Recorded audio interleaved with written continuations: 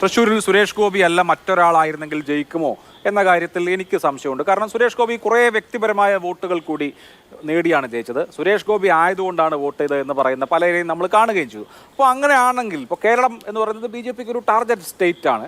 പക്ഷേ ഇതുവരെ ഇവിടെ നിയമസഭാ തെരഞ്ഞെടുപ്പിൽ ഒരു സീറ്റ് 2016 നിയമത്തിൽ ജയിച്ചതൊഴിച്ചാൽ ഒട്ടും ഡെലിവർ ചെയ്യാൻ കഴിഞ്ഞിട്ടില്ല. കഴിഞ്ഞ തവണ അമ്പയെ പരാജയപ്പെട്ടു പോയി. വോട്ട് ഷെയർ 12% വീണും പോയി. അങ്ങനെയുള്ള സാഹചര്യത്തിൽ 2026 കേരളത്തിൽ സുരേഷ് ഗോപിയെ മുഖമാക്കി BJP ഇറങ്ങും എന്ന് ഫക്രുദ്ദീൻ കരുതുന്നുണ്ടോ? അതോ അദ്ദേഹം ഒരു MP ആയി MP യുടെ ജോലി ഇനി 5 കൊല്ലം കഴിഞ്ഞിട്ട് നോക്കാം, അടുത്ത ഇലക്ഷന്റെ കാര്യം നോക്കാം എന്നുള്ള നിലയിലേക്കായിരിക്കുമോ? കേരളത്തിൽ BJPയുടെ ഫേസ് ആകുമോ സുരേഷ് ഗോപി? എന്ത് തോന്നുന്നു? ഫേസ് ആവും, പക്ഷെ 2026 മുഖ്യമന്ത്രി സ്ഥാനാർത്ഥി ആവില്ല. അത് കഴിഞ്ഞിട്ടുള്ള 5 വർഷം കഴിഞ്ഞിട്ടായിരിക്കും. അത് സുരേഷ് ഗോപിന്റെ ഏജ് ഒന്നും ഒരു ഫാക്ടർ ആവുമെന്ന് എനിക്ക് തോന്നുന്നില്ല. കാരണം അന്നത്തേക്ക് അദ്ദേഹം MP ആയിട്ട് മന്ത്രിയായിട്ട് ക്യാബിനറ്റ് പദവിയിൽ സ്വാഭാവികമായിട്ട് റീഷഫിളിൽ വരും.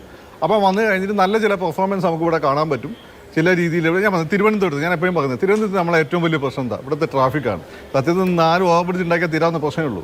ഇപ്പോൾ സുരേഷ് ഗോപി നേരത്തെ പറഞ്ഞില്ലേ, ഈ 10 വകുപ്പുകൾ കൈകാര്യം ചെയ്യുന്ന നീതി ആയോഗ്, അതുപോലെ നഗരവികസനം എന്നൊക്കെ പറഞ്ഞ വകുപ്പുകളുണ്ട്. ഈ വകുപ്പുകൾ കിട്ടിക്കഴിഞ്ഞാൽ ഈ പറഞ്ഞ 10ഓളം വകുപ്പുകൾ ഏതാണ്ട് കൺട്രോൾ ചെയ്യാൻ പറ്റും. സുരേഷ് ഗോപി വെറുതെന്ന് പറയില്ല. നിങ്ങൾ അദ്ദേഹം ഈ ഡാൻസ് ഒക്കെ കളിക്കുന്നത് കണ്ടിട്ട് അദ്ദേഹം മണ്ടറ പൊട്ടറ എന്നൊക്കെ പലരും പറയുണ്ടാവും. പക്ഷേ സത്യം അതല്ല. കൃത്യമായി അദ്ദേഹം പഠിക്കാറുണ്ട്. കൃത്യം പഠിച്ചിട്ട് തന്നെയാണ് ഓരോ കാര്യം. അദ്ദേഹത്തിന്റെ സിനിമയാണെങ്കിൽ രാഷ്ട്രീയ സാംസ്കാരികവും ടൂറിസവുമാണ്. അല്ല ഇപ്പല്ലേ, ഞാൻ ഇപ്പോഴത്തെ കാര്യമല്ല പറഞ്ഞത്.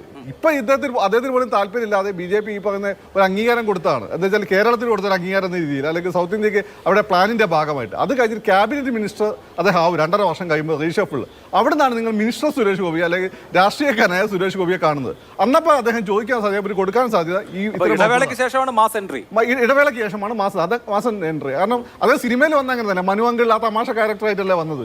പിന്നെ വില്ലനായിട്ട് വരുന്നു. പിന്നാണ് ഈ പറയുന്ന ഏകലവ്യല്ല മാധവനായിട്ട് കമ്മീഷണറായിട്ട് ചാക്കോച്ചി ആയിട്ട് വരുന്നത്. അതുപോലെ എൻട്രിയാണ്. ഇത് ജസ്റ്റ് തുടക്കമാണ്.